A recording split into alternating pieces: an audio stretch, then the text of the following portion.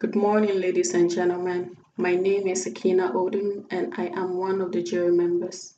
Today, I will be reviewing case number 3 in response to a subpoena by Ms. Jennifer with a complaint of an impermissible disclosure of her protected health information by Ashford University Hospital without a court order.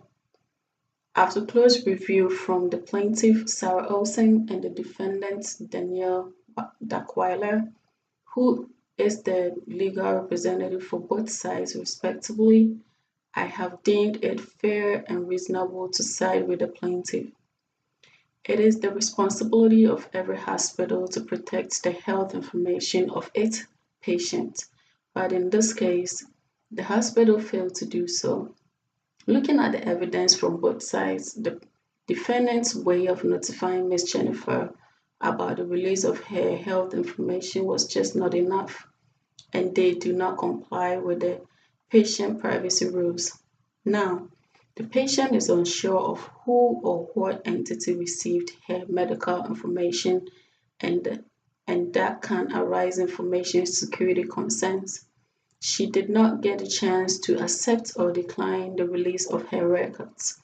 According to the U.S. Department of Health and Human Services with no date, without the patient's authorization, the provider cannot give the patient's information to the employer or share your information for marketing or advertising purposes or even sell your information.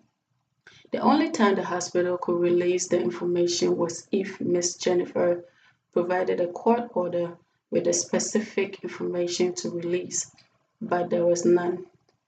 From the perspective of the plaintiff, I can understand why Ms. Jennifer feels that Ashford University Hospital did not notify her properly before releasing her protected health information.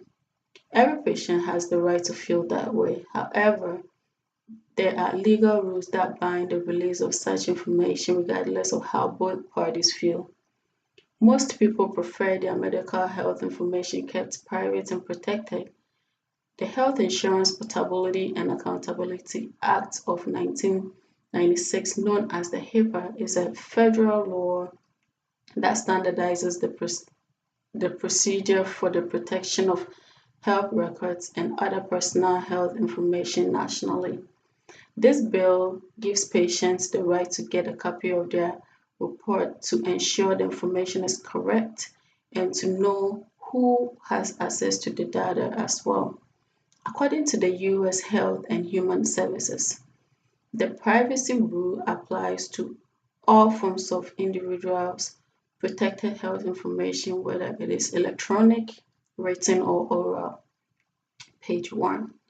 In Jennifer's case, she did not receive any form of notification, and the hospital could not prove otherwise.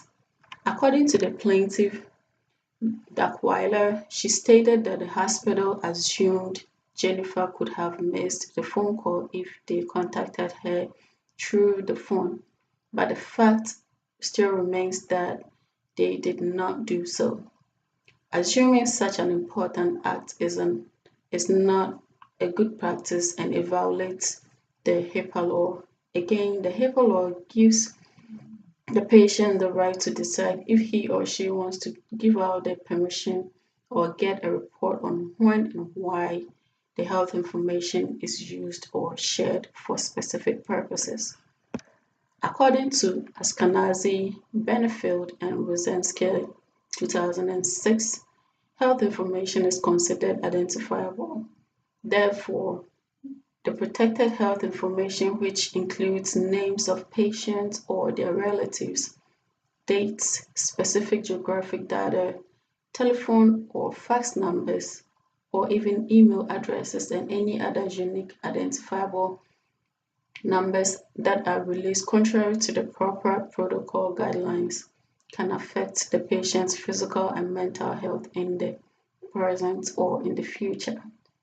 Looking at my reasons that I have stated above, which clearly shows the hospital's inability to follow the patient privacy rules, I request that the judge should consider these factors and rule in favor of the plaintiff. Thank you.